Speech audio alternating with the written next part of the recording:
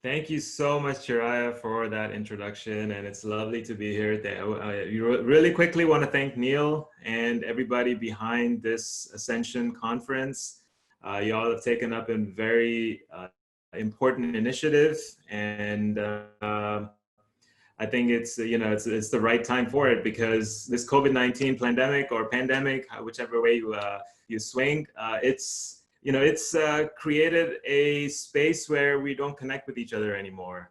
We don't see each other anymore, and so I feel like humanity is losing that connection, and this conference is coming at the right time to restore that connection with people. So I'm glad Neil picked that connection to be as part of the theme for this conference. So thank you again. I 100% agree with you. If we've really got to pull ourselves together into a higher consciousness and a higher awareness at this time to sort of, just move beyond being sucked into the divide and conquer mentality that has been, running the show for a little bit. And you've really been doing a lot of work around that since COVID, haven't you, with the Joy of Sharing Foundation? You've been doing a lot. Yeah, Please go ahead and share with us more about that. Yeah, definitely. So kind of my journey has been very interesting. I started out with this in environmental engineering, and I felt like that was, being South Asian, it's like a traditional path of, hey, let's graduate with a degree, a fascinating degree, like PhD, and then find a job, and then get married, and then have kids, and then have that kind of traditional lifestyle. And I was kind of following that track. And after a while, I wasn't in it. I did my PhD, and I was working as a consultant for a couple of years. And at that point, I realized I would wake up with this really kind of pain in my solar plexus. I couldn't, it would take me so much to just get out of bed and go to work. And I'd always ask myself, why am I going to work? Why am I doing this thing that I don't really care for? And it took me about 6 months to kind of understand that, hey, it was this job that I didn't really care about. And then it took me another couple months to fight all the forces around me, like, my traditional family. I had to kind of convince them, like, hey, this is good for me. Not following this traditional path and actually doing what I really care about. At that point, I didn't really know what that was. So that was the other question, is figuring out what I really cared about. Through experiences, I knew what I didn't want. And one of them was that job that I was in. So kind of along the way, now comes this, COVID situation, and everybody's inside. A lot of businesses are shut down. So a lot of people having a hard time in terms of even having a meal to eat at night, or having basic essential groceries and supplies. And so a team of us came together, and we realized that in this Norwalk community, that's also where we did our spiritual block party at that same center called the Joy of Sharing Community Center. We created a team of about 30 to 40 volunteers. We would come in Sunday morning and create 400 grocery bags. And these bags would contain basics like rice, beans, salt, sugar, oil, granola, very basic food that would last them a week. And we put together these 400 bags, and all of them would go at the end of the afternoon. For 2 hours, we'd have a distribution, and everything would be gone. And it was fascinating to see how many people really needed it. And from there, we kind of realized, like, hey, we have a kitchen at this community center. It's a large community center, a large space. They have a large a kitchen for 15 people that could come in and cook a meal. And we realized that we could utilize this space and put together some hot meals for the community as well. And so along with these grocery bags, we put together these meals. And so now every Sunday, which we started in May, all the way through the end of September, we created almost 8,000 grocery bags, along with about 25,000 hot meals. And in total, we've served about 25,000 people so far. That's really got to be satisfying. It was it was so joyful throughout the entire process. We did have hardships initially, figuring out all the resources and, everything coming together. But, as this whole conference has been about, we've been talking about how the universe puts everything together when at the right time. And it just fell all together at the right time for us.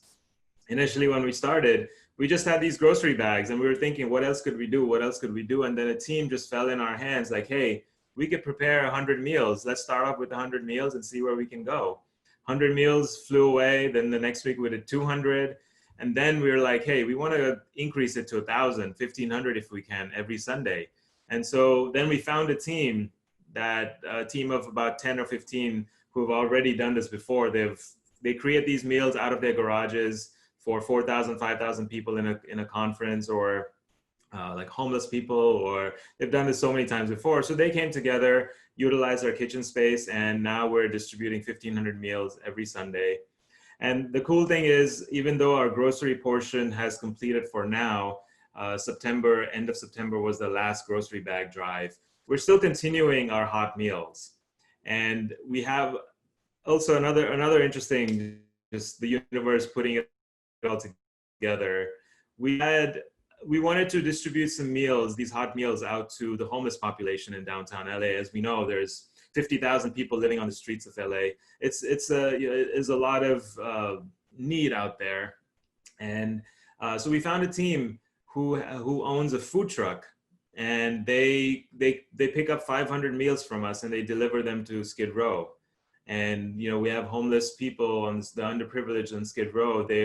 They love these meals. They come running to the truck every Sunday. They know that they're going to be at a particular time, and they keep themselves ready. Yeah, it's been fascinating to see how community can come together in these hard times. And it's really inspiring to witness you all doing that and pulling that together from your heart, thinking about and focusing on your fellow human beings who are having a hard time, and doing something for them without thought for yourselves. I mean, obviously you get to eat too when you do that big meal, but in other words, this is the heart delicious of food. Yeah, I'm sure. It's the heart of selfless service, right? And what would you say, how would you inspire others to not only witness you and others doing such acts of kindness, but also, what are some of the things that people could do that would be simple, and how would they overcome some of the roadblocks of thinking that would be too hard of a task or things like that? Yeah, it's taking the small steps. Opportunities are all around us. I feel like we just turn our heads one way and you'll find someone who we could serve. It could be, as little as, hey, there's a community of cats living outside of my house. Let me put some cat food out for them because they haven't eaten in a while. Or, hey, let me find a shelter for them, or a shade for them because it's really hot outside in LA right now. It could be something really, really small. Or if you find the right people, the right community, you could get together and do something that would, over time help thousands of people. And, we didn't realize when we first started this in May that this was going to last for all the way through September. This was going to serve so many people. We didn't even know that we were going to have volunteers throughout. Finding volunteers now is hard. And especially during COVID, when people are not really comfortable coming in spaces where there are more than 10, 15, 20 people. But, like the universe, again, just puts people in our paths to help us along the way. And that's how, it continued for us. Beautiful. Yeah, because, I think this time of connection, this time of a higher unified consciousness, this time of transition that we're in, a big mainstay of it would be humanity helping humanity and the planet and the animals, of course. But, you are modeling something that we could all do in our own way. And it may feel small. You might feel like just one person, but when millions of people help just one person, then millions more people feel the love and support of our common humanity and our common unity, don't they? Definitely. And then the energy only amplifies, right? When you have two people, it's not just 1 + 1, but it's a whole lot more than that, So it's I feel like it's when a group of 30 or 40 people come together, the energy is off the roof. Absolutely. With a common purpose and an open heart, knowing that we are indeed connected through our souls, through our living essence, and that is the consciousness that's going to help us rise above, like so many of the presenters and teachers are talking about, and see through the veil of the challenge of these times. I always think of this, Varun. I keep thinking of the Who in Whoville, in The Grinch Who Stole Christmas. Have you ever seen that as a movie, or did you read that book? I've not had the chance to, I guess, grow up in a normal American childhood. I was born and brought up in the Middle East. Oh, beautiful. Yeah, and so I've been in America for about 15 years, 20 years now. Okay, well, there's one of the icons of this American culture is a book called The Grinch Who Stole Christmas by Dr. Seuss. And so he goes along and he's stealing everything. He steals every single decoration, every last lollipop, every last candy cane, because he's so mad that people are getting together and having such a good time and being so good to each other and giving presents. And so, and then he witnesses as the Who come together in a circle, holding hands and singing with joy and gratitude for just being together. And it's like, look, the Grinch stole Christmas, but who cares? And then, of course, the Grinch starts having the tears coming down his face and joins the party. But, you know, there's no other way but to join the party. When you see a lot of people having fun, you want to join in on the fun. Yeah, for sure. And so tell us a little bit more about the Joyful Living Foundation. Or wait, I think I said it wrong. The Joy of Sharing Foundation. Joy of Sharing Foundation. Where did that come from? Are you part of the founding team? Are you just helping them move it forward? Tell us more about that. Yeah, the Joy of Sharing Foundation, I am kind of helping move them forward. They were founded by a couple South Asians who were looking to do fantastic work in this local community in LA, and also the larger Indian community all across America and in India. They have been heavily involved with the senior population in the Norwalk, the South Asian community in the LA area. They have been helping out villages in India where they actually fund the development of these villages and to convert them into something called a smart village. Now, these smart villages have solar powered roofs, have the access to clean water, because some places in India, they don't even have that. They don't have a line to water, let alone clean water. So this is a kind of a foundational movement where they're upgrading villages. Imagine being in an area where you don't have access to electricity. I mean, internet. We can't even live without internet these days. And imagine them, they don't have that. So it's providing the basic supplies to these really rural parts of the country. I was just seeing a bunch of things about the smart villages coming up. I think there was a conference on it yesterday on YouTube. Yes, I think they were part of that conference.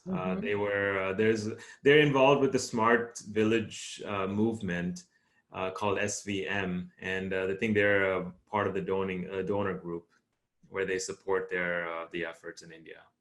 And so there's a person named Richard who's asking how he could get something like that started in his rural area.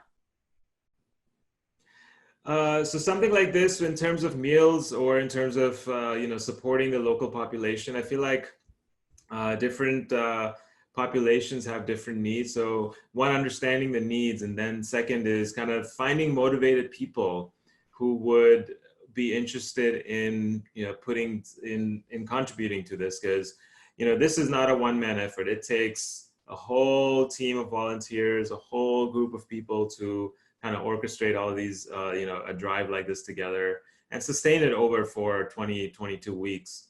So I feel like having that strong team, 3 or 4 leaders, along with at least 20 volunteers that could kind of help out.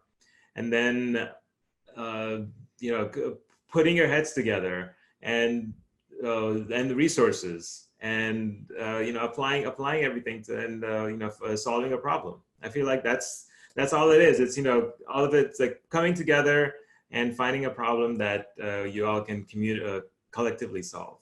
So in other words, you don't have to know the answer before you pull your group together. The first thing is putting the call out to who wants to focus on this challenge we're having and help solve it. And then letting the intelligence of the collective that comes together find the ways and bring in the synchronicities and make it all happen. Exactly. And right now, and at one point initially when we were kind of putting this whole project together, we were concerned, we were worried about certain elements coming together and, at the right time, would it happen? Would it not happen? But at the end of it, it all happened at the right time. There was no cause for worry. We just had to just let the universe do its thing. And, the magic just happened right in front of us. Now, do you think that you maybe were doing some meditation or other inner work as you decided to pulse the field and start attracting these people? Yes, I do meditation. I do visualize. I go deep into meditation to solve my problems. And, so I think it definitely does help. Meditation helps in allowing the path to be easier, I guess. That's beautiful. Could you share any tools or techniques of meditation or visualization, maybe some of the things you use to pull that group together, or anything else that you feel the group here tonight might benefit from learning? Yeah, for sure. I do this particular kind of meditation called full chakra activation. And this is a guided meditation where, I'm sure everyone knows what the chakras are. This is we use the imagination to focus our energies on each of the chakras. We breathe into it. Yep, full chakra activation. We breathe into each of the chakras and activate them. We could inspire people all we want, but unless we activate them and unless we turn them on and utilize them and, kind of guide them in the right direction, it's not going to work. So I feel like activation is very, very important, not in addition to inspiration. So full chakra activation is an amazing tool, and there's a tutorial on YouTube. If you just search full chakra activation tutorial, you'll find a way to do this guided meditation. That's awesome. And does that include the colors of the chakras and the sounds as well? That includes the colors of the chakras. And so, as we guide through each of the chakras, we kind of involve the colors as well. We also, part of the music in the background has some of these mantras that go along with each of the chakras. Mm-hmm. And then again, it's also up to the user. They could also put in some more music in the background that suits them while they're being guided through this meditation. We have Om, Hum. Exactly. Something simple like that. Rum, Vum, Lum. Those are the sounds, yes. The sounds of the chakras. Yeah. Oh, and so what is the name of the YouTube channel that one is on? Because there are a few. Somebody says there are a few. There are a few. Yes, it's on the Chakra Doctor TV. So I could type that in. Yeah, I'm doing that, Chakra Doctor TV. Nice. So you and the Chakra Doctor work together. Yes. The Chakra Doctor and we team up. We organize these spiritual events. So we did the spiritual block party together. In the past, we have done these full chakra activation where we have 200 people in a room activating, meditating together. These have been real powerful events, and also happen at the Joy of Sharing Community Center. So tell us a little bit more about the spiritual block party. When did that start, and are you still doing those, or how does it work? Spiritual block party. That was another, I guess, another happening of the universe. Neil was part of it as well. He helped out in organizing a portion of it. Portal to Ascension was a part of the spiritual block party. And essentially the idea came around where I wanted to have a conference, a convention, an experience that's a combination of different experiences. I wanted it to be where we actually, the participant comes in and does the work. the yoga, does the meditation, is actively participating in some sort of some sort of activity. So we had different types of activities. We had 3 different tracks. Meditation was one of them, where we had different types of meditation, full chakra activation being one of them. We had Kundalini meditation. We had like a walking meditation, just different types. And then we did a movement, which was the yoga, the dancing, the working out. And the last one is the kind of the nutrition. So healthy living, healthy cooking, that sort of thing. And all of it was based on experiences. So it was an hour each. And I think a lot of people enjoyed it. We had about 1,500 people. And in addition to that, we had about 15 booths. 15 different vendors came out and supported us. And it was an amazing time. You've got a producer's mind and heart, don't you? I do. I love, another name for me would be a life orchestrator, where I love orchestrating events, experiences, lives, businesses. I like putting things together. Wonderful. So I'm curious if anybody who's listening right now has any more questions for Varun today. And is Gandhi your given name? Yeah, it is. That's beautiful. And so do you make a connection with the work of Mahatma Gandhi? I do. By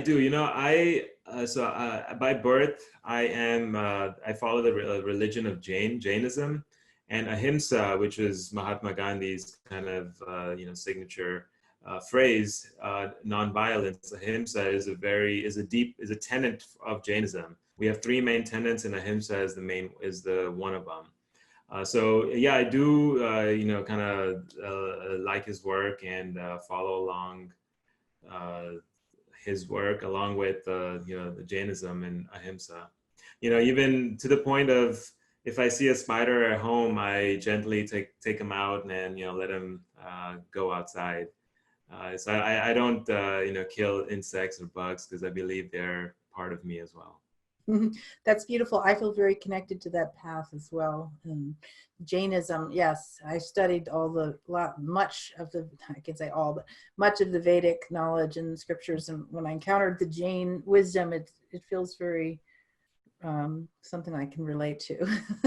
This pandemic time reminds me of Jain monks, because what we do is to protect bugs that, while we're talking, they say that we're also killing bugs as we speak. So they cover their mouths while they talk. And that just reminds me of the mask. Isn't that interesting? Yeah. So now we have a couple of questions. Cassandra asks, how have your relationships and encounters with people in your life or new people improved since you started your selfless acts and service work? Fantastic question. Relationships has been, deepening relationships has been, I guess, part of my work on this, on earth, to understand how I could deepen relationships. I have been, for a while, have been very uncomfortable with meeting new people, putting myself out there and just going up to someone and saying, hey, my name is Varun Ghandi. I was very uncomfortable doing that. So this process of just being selfless has helped me understand that even when I go meet someone new, it's not about me. I'm meeting someone for both of us. It's like a win-win-win. I'm not going there just for myself. And I felt like I had that energy of, what am I gaining from this? And, why do I have to go up there? And so I think now I have a different perspective on relationships and how I can go deeper with people. That's very beautiful. I remember the first time I ever had to do public speaking with 200 people. I was like, I was nervous. Yeah. And then I said, okay, God, just show me what to do. And I got the download of kind of like in the Brady Bunch, which is another TV show, American TV show. It's like, imagine them all in their underwear. That's right. And then the other thing is, imagine that you're talking to yourself, because we're all extensions of one another. So really we are talking to ourselves with a message to remind ourselves of something. And what you just said is you depersonalized it, and you made it not about yourself and your personal needs or something you're trying to get, but opening it up to like, hey, how is this connection going to help move this positive energy that I'm behind forward? Yeah, exactly. That's Thank you for putting it so beautifully. Yeah, no problem. Yeah. Well, we help each other. Yes. Yes, And yes. and speaking of that, also Joy is asking about practical steps that you took to get the word out about the joy of sharing and what you were doing with. I'm thinking she is talking about the making all that food for everyone and just spreading the word so that that grew to such an extent. Yeah, it's a very, very good question. To get word out about the grocery drive and about the happenings of the grocery drive so that people could drive through and pick up these groceries and the hot meals, we printed 1,000 flyers. And every week we had a couple of volunteers go out and drop off about 200 flyers to different communities. Put it on the door and the mailbox, whatever is legal. We did it, and that actually helped a lot in getting the word out. And uh, partly we reached out to different organizations and their email list. We It was a lot of connecting with organizations, and then that flyer really helped out. That's brilliant. So you kind of knew that not only did you need to make the food, you needed to find a way to tell people that you were making the food and that it was available. It's like marketing Yes, 101. Even if you're giving very. something away, you've got to market it, or we've got to make sure that those people can know about it. Yeah, yeah, exactly. You could create the most beautiful, uh, write the most paragraph or book, but if people don't know about it, it's not really helping anybody. And that's the Exactly. unfortunate, that's the unfortunate part of the healer's work, that we have so much beauty, but if people don't know about it, then we're missing out on something. Like, we want to help so many people. And this is where it's a funny thing, because I've often contemplated this.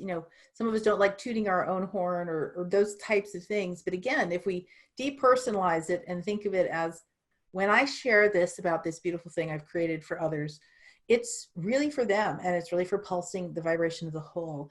And that help us lift up our confidence in sharing about our own work in the world and how we're stepping up to help. Because part of the woundedness, I think, has to do with feeling shut down or feeling shamed or feeling like belittled about what we're doing. And we really, we have an opportunity to clear those things and to overcome them so that we can stand up and shine and say, hey, who else is doing something cool? Here's what I've got. Would you agree? Yeah, that is an amazing point, because even when I would post about this during the journey, I'd say, hey, we did this amazing work this past Sunday. I posted some pictures, and I felt a little guilty doing that, because I wasn't really doing it for attention. I was more doing it in a way of activating other people. Like, hey, we're doing some cool work. If you'd like to come out and volunteer. And because of that, because of posting, I'd have at least 5 people message me like, hey, I would love to volunteer. Hey, I have something to donate. Please, would you take this from us? Or I have some money to donate. How can I do that? And I think it helps to share with other people that, look, we're doing some good work and you can help out if you'd like to. But the whole point was to get people excited about what's going on in their community and join in, activate them. Yes, beautiful. And we have one final question from Cassandra. Just wondering, full circle back to the beginning of our conversation, if your family also was inspired, or if any of those relationships changed once they saw you doing this kind of service work. How did they respond? And did that have a good impact there? Yeah, the same family that when I was talking about leaving my career behind, they were kind of apprehensive and pushing me in the other direction. They were very supportive. They absolutely loved what I'm doing. Love what I'm doing right now in terms of servicing, helping people, giving back to the community, creating these opportunities. They've been very supportive, and in fact, they donated to this cause as well. And that was very, in a way, it was very heartwarming that they were able to support me in that way.